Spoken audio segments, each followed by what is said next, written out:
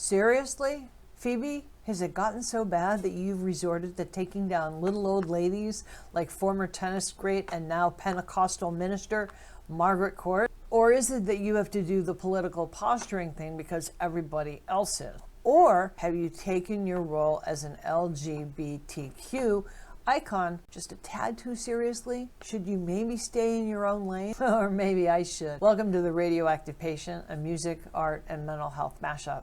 I'm Allison Strong, your host, and I'm talking about Phoebe Bridgers, who I don't think needs to be slamming Margaret Court, but we'll get to Margaret Court in just a minute. It's just that you would think that these would be two separate worlds, or should be, with Phoebe Bridgers having been nominated for 4 Grammys, 2 solo albums, her work as a mental health advocate, her collaborations with everybody from Fiona Apple to the 1975 Colin Oberst, Better Oblivion Community Center, her supergroup Boy Genius. I mean, Phoebe Bridgers has got it going on right now. And Margaret Court, maybe not so much. But why is Bridgers picking on her? Bridgers was in Australia a couple months ago, and when she was on stage, she was leading the crowd in a war chant, "Fuck Margaret Court!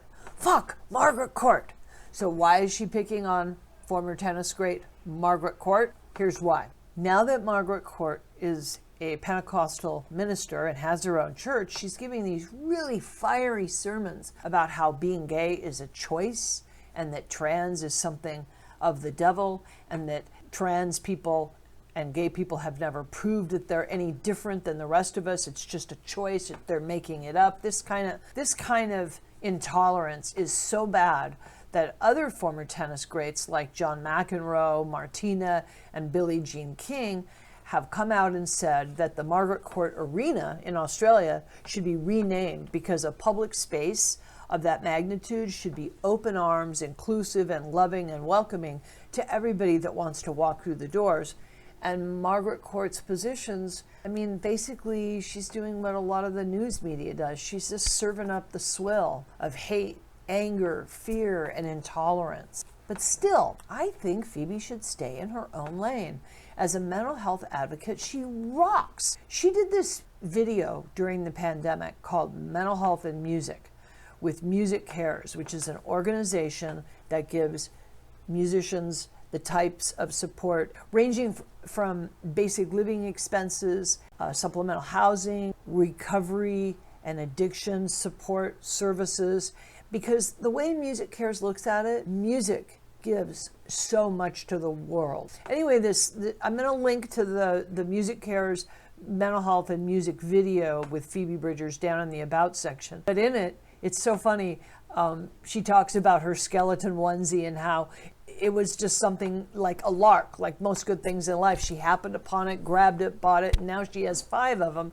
She's wearing the little, it looks a lot like what I'm wearing, except it's, the skeleton painted on the fabric. And when the moderator of mental health and music asked Phoebe Bridgers what kind of advice she would give to young musicians that are just starting out, Phoebe Bridgers kind of did one of these where she's like looking like she's thinking about what to say, but I'm telling you, she had this one ready. She goes, "Don't take shit from old men." And what she meant by that was that record companies would put her together with music producers when she was young and when she, was working on her first album. And they would say, well, I think that the verse should be this, or I think that the chorus should be hotter right here.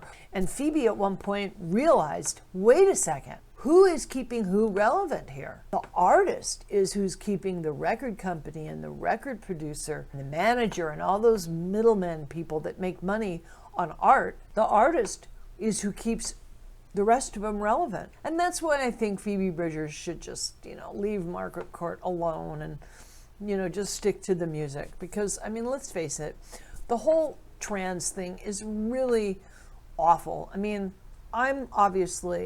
know if it's obvious, but, I was born a female and I used to be a professional athlete. Now, do I want to play volleyball across the net from somebody who is biologically a man? I don't want to play against people that are biologically masculine. I'm sorry. That might make you hate me, and if so, I'll disappear from YouTube right now. And that is all I have to say. That's it. for this week of The Radioactive Patient. I'm going to cut myself off before my husband comes home. My husband doesn't think I should have done this video at all, by the way. He said that people would target me for just telling you what I told you right now, which is that I don't want to play sports against somebody who's a guy. Anyway, I'm not even talking about music or mental health. I'm totally out of my lane, and I'll see you the next time around. Deal? Deal.